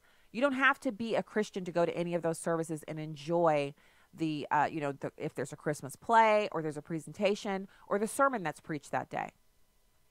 You can come and partake. You can eat the cookies. You can be at the tree. I don't know, was I on air here? Or because I do some interviews outside of the show. I was talking about how I was in Hobby Lobby last week, and I went into the Christmas section, which is large sized. It's great, you guys. Like if you're looking for something, especially like this year seems to be this whole tin and aluminum thing where they have the little aluminum houses and the little tin houses, 10 stars. It's all Christmas ornaments, but it seems like aluminum and tin seems to be a thing this year for a rustic look for your tree. So anyway, I was over there looking at all that stuff, and I was at Hobby Lobby twice. I ain't ashamed. I was there twice. And both times I saw ladies of Middle Eastern origin, and I assume, that they were in the section intentionally because it's kind of hard to miss that you're in the Christmas section. And they were walking through the Christmas section of Hobby Lobby, picking up items. And that's not the only time that's ever happened. When I used to shop at Target, this story is 5 years old, but it's still applicable. 5 years. Yeah, 5 years, because it's been, it's been 5 years since I've been in a Target. And the last time I was in was the springtime. So it was a Christmas over 5 years ago. I was in a Target buying just a couple of small items on my list for like groceries, and I'd stopped in the Christmas section, and then I went up to the front counter. I turned around, and the people behind me it was a Middle Eastern couple, and they had a basket full of Christmas decorations. I mean, and not just green items or cream colored items. I mean, red, blue, not blue, red, green, white, gold accents. They had garland. They had a small tree, like a desktop tree. They had all the fixings, ornaments, the red shiny ornaments, the little, they're like glass ones. They had all that in their basket. And when I glanced back and I looked at their basket, I looked at them, they were deep in conversation about how many more things they needed to buy outside of what was in their basket. And I just looked and I turned around because it matters not to me whether they look Middle Eastern or not. They're living here in America. They want to celebrate Christmas. Come on in. Celebrate it with us. You never know. You might actually get into it enough and get into a church service and actually think, you know what, I don't just want to be here just sitting around listening and enjoying myself. I think I want to be a real part of this thing. I think I want to come on in. And my response to that is, come on in. Get in here. Yeah. So what is the problem with the children who celebrate it and the children who don't enjoying the reason why we're going to have a couple of weeks off here in a little bit?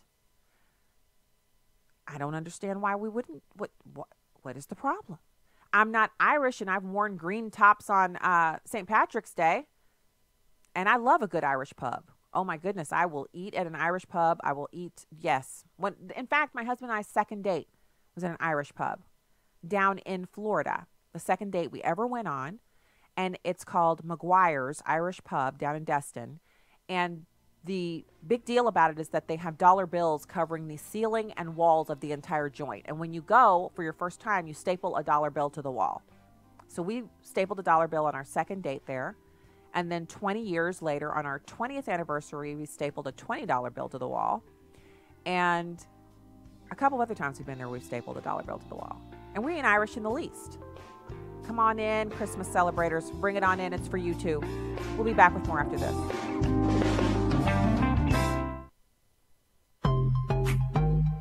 This is Just a Minute with Stacey Washington. How can we bless our husbands when we are in our prayer time? By interceding on their behalf. We can ask God to make our husbands the head and not the tail, above and not beneath. We can besiege God to make them known in the gate. We can ask God to show us ways that we can bless our husbands in our speech and our actions and the way that we care for them. We can ask our Father in heaven to shower husbands with new ideas for business and ministry opportunities, and for God to bless them and make them wise and lengthen their days. Remember, he who dwells in the secret place of the Most High shall remain stable and fixed under the shadow of the Almighty. No foe can stand against our God. The prescription for today's man-hating culture is praying wives, interceding before God daily. I'm Stacey Washington. Find out more at StaceyOnTheRight.com.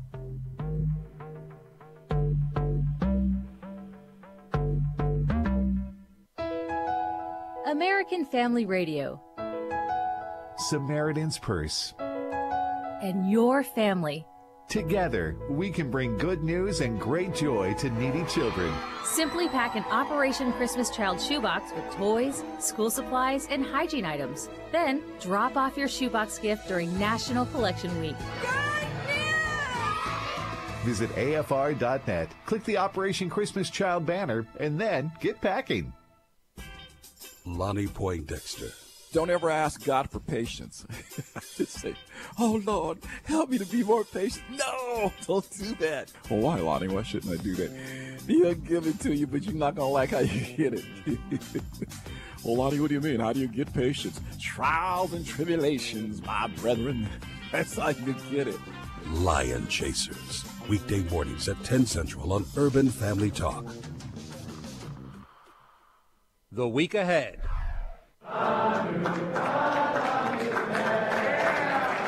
Light the last candle on the menorah. Monday is the 8th and final day of Hanukkah. Jewish people come together to remember the miracle of oil and celebrate the Festival of Lights. Also Monday, it's Human Rights Day, established in 1948. It marks the UN's adoption of the Universal Declaration of Human Rights. But Hump Day just got a little sweeter. Wednesday, Krispy Kreme bringing back their best deal. You can get a dozen donuts for just $1. Customers can pick any flavor and combination and add a second round of original glazed for only $1 more. The limit is 2 per customer. Sunday night marks an out-of-this-world phenomenon. Grab a telescope, and you could see the brightest comet of the year. Scientists say it will be one of the 10 closest comet approaches to the Earth since 1950. And that's a look at your week ahead. I'm Jack Callahan, Fox News. This is Stacey on the Right with Stacey Washington on American Family Radio and Urban Family Talk. The incoming Speaker of the House has said building a wall along our southern border is immoral. What are you looking at, Nancy Pelosi? Look at the caravan. Look at the charge against the border. Look at the caravans that are to come. Look at the holes in our border security. So here's the problem. You got the Democratic leader to be in the House calling border security a wall component immoral. If I'm President Trump Tuesday, I would tell Nancy Pelosi and Chuck Schumer that we're going to build a wall where it makes sense. If I were the president, I would dig in and not give in on additional wall funding. I'd want the whole $5 billion because the caravan is a game changer. 1.6 is available to the president. He wants 5. And after the caravan, if you don't see the need for additional border security, you're just not paying much attention. So, Mr. President, dig in, do not give in when it comes to the wall. Yeah. I think he's got that right. We have an option. Really, it's not an option. It's a mandate. When you run on something, you should feel obligated to see it through. And if we have to resort to kind of, using the rules of the House and the Senate and going back and forth during the lame duck to try to find an end run around the obstruction of the Democrats, then so be it. That's what those rules are there for, so that you can figure a way out to do the thing that you need to get done. So he has a little bit more to say about this. He's talking a little bit more about the border wall and the funding, et cetera. It's Graham, too.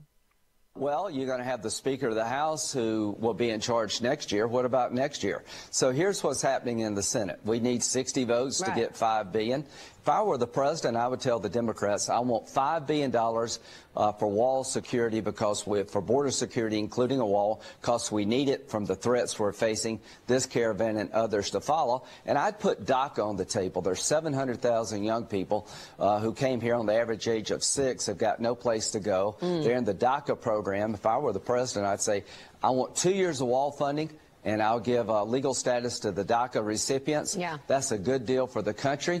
And let's just see what happens. But the president is in a good spot here. He needs to dig in and not give in when it comes to wall funding, and put DACA on the table and see what Nancy Pelosi says then.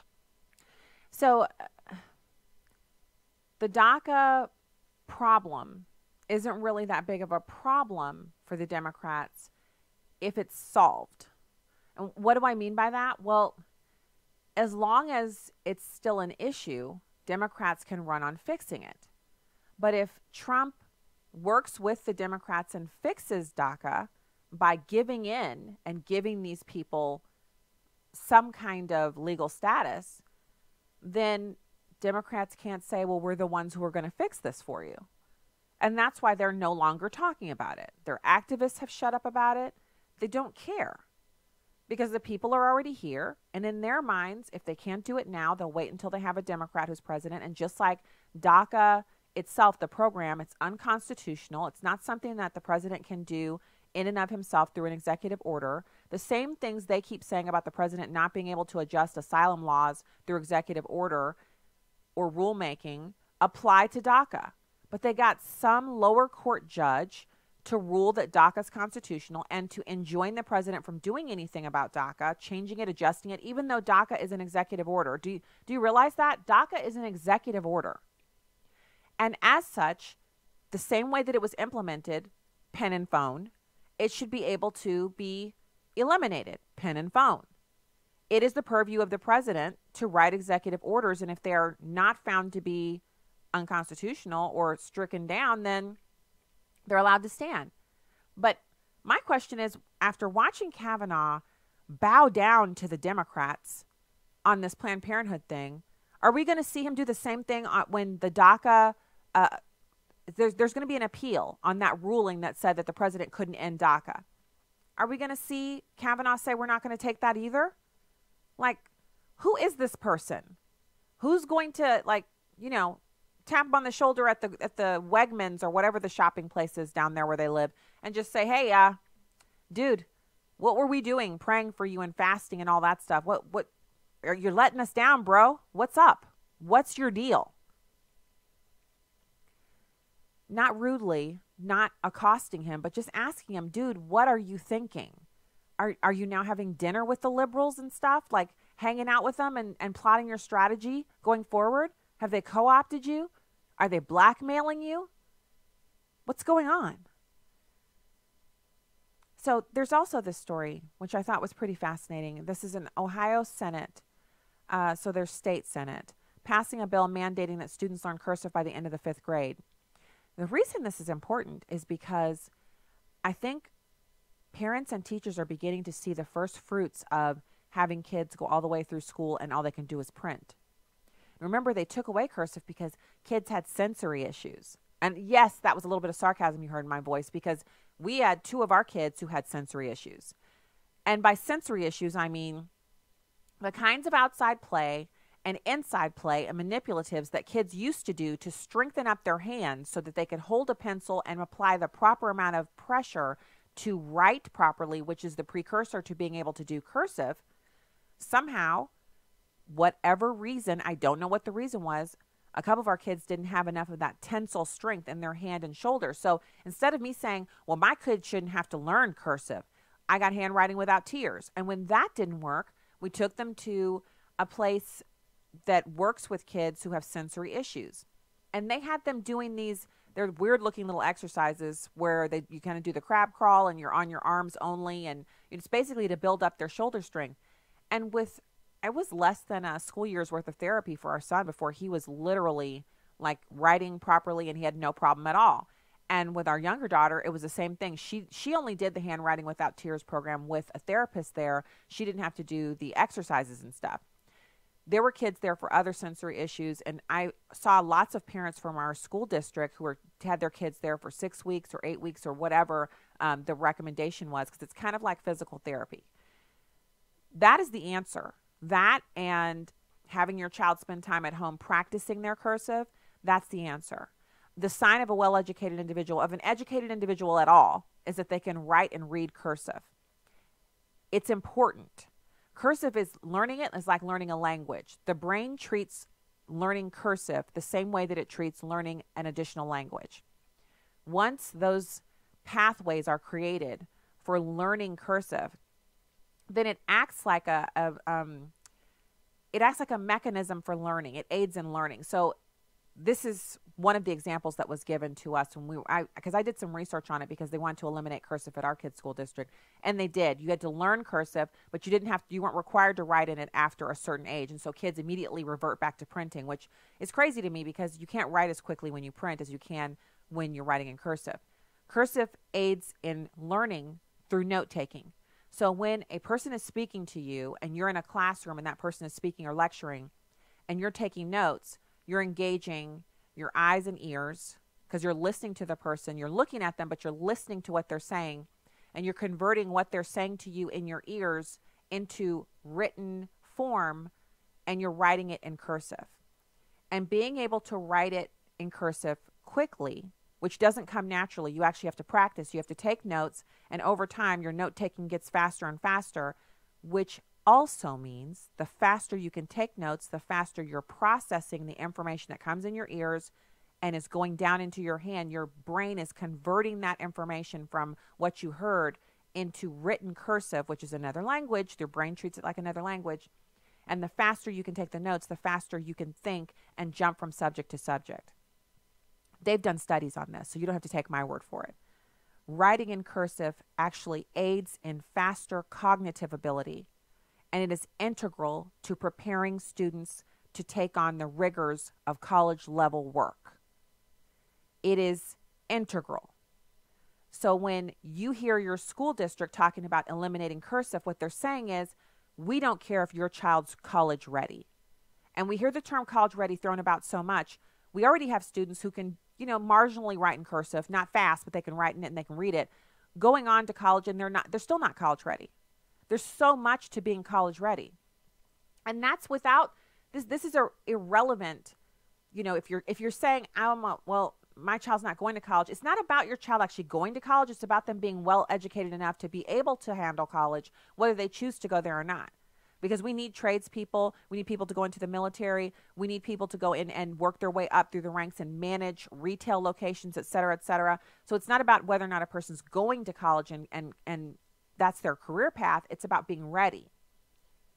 And so beyond not being able to read our founding documents, which are originally written in cursive, you're like, I have a phone, I have a laptop. But if you needed to read it in paper form, the original document, you can't read it if you can't read cursive. Beyond the fact that you need to be able to write your name in cursive because that is what creates a signature. Your signature is what you put on documents. It's your seal. Beyond all of that, it's the real basic work that goes into moving from elementary and then in middle school. The middle school areas where they start writing long form essays and papers, and you're writing it in cursive. And you're like, well, most people do that. They type those out.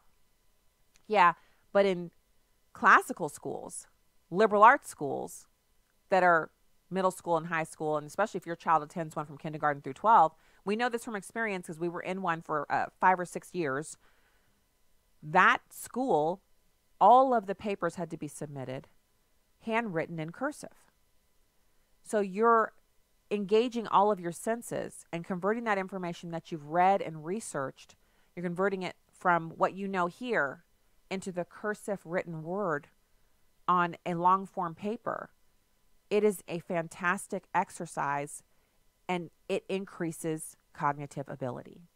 And so this is no surprise to me. In fact, I think we'll see more of this. Hopefully we'll see more of this, where parents in charge and really intimately interested and invested in their kids' education and their preparation for life out beyond the home, because that's what we're doing, is preparing these kids to leave the home, is that parents will demand that schools teach cursive. And parents will participate in that process by buying the Handwriting Without Tears workbook, and there are other systems out there, and getting those workbooks from the Barnes & Noble or ordering them on Amazon or whatever your local bookstore is that you like, Books A Million. You go into the education section and you find those cursive books, and it's literally about having the kids spend the time slowly tracing over the letters with the pencil to get them used to forming the letters.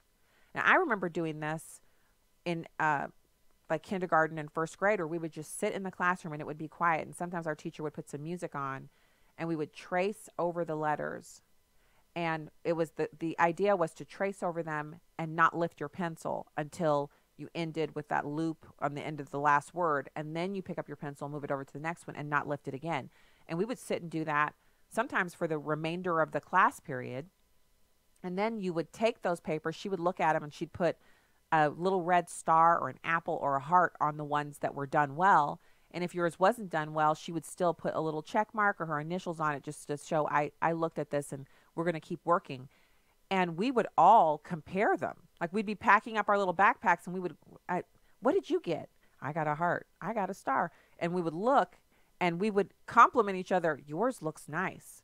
Or mine looks sloppy. No, yours looks okay. We were invested in learning it, and we started learning it early. So this is something that's important. Yet another thing for you to pay attention to. You can do it. Yes, we can do it. It's not too much for us. It's not too much for God. He never lays more on us than we can handle. You see your kid's school district moving towards eliminating cursive or not requiring cursive. You got to make sure your kids know how to write in cursive. And one place that they can take notes is in the pew at church. I noticed our kids were not taking any notes in church, and I have a little notebook that I put it's basically when I hear something the pastor says and I know, I'm like, Lord, that's for me. I write that in my notes from the sermon. And we have a fill in the blank handout that we get in church every Sunday.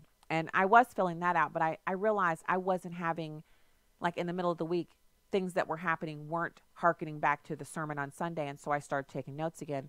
And I had our kids start bringing a notebook and taking notes there. If your kids' school has said there's no more cursive, you should send a letter to the Board of Education.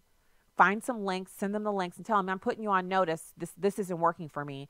Kids need to write in cursive at school, but you can have your kids taking notes at church in cursive and then discuss the notes after church. What did you find interesting about the pastor's sermon? And when they're in the car on the longer car rides, if you're like me and you had the super minivan, which I've since let go of, y'all, I know it's like a big news day. I let go of the minivan, y'all. I downsized. But when we had the minivan, it had a DVD player in it and all that cool stuff, 20 cup holders and a whole bunch of chargers. And the kids would have their phones and their tablets out.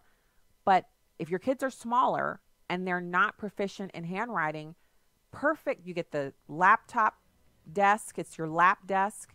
It's supposed to be for a laptop, but you can use books on it. And your kids, while you're waiting in the carpool line, going from school to school to pick up kids, they can trace those letters and work on their handwriting in the car. They can read out loud to you. They can write their own stories in cursive and then draw little pictures and make their own comic books. It's up to us. And these people in Ohio, kudos to them for making this a law so teachers can't eliminate this. All right, that's the show for today. We'll be back with more tomorrow right here on American Family Radio and Urban Family Talk. God bless.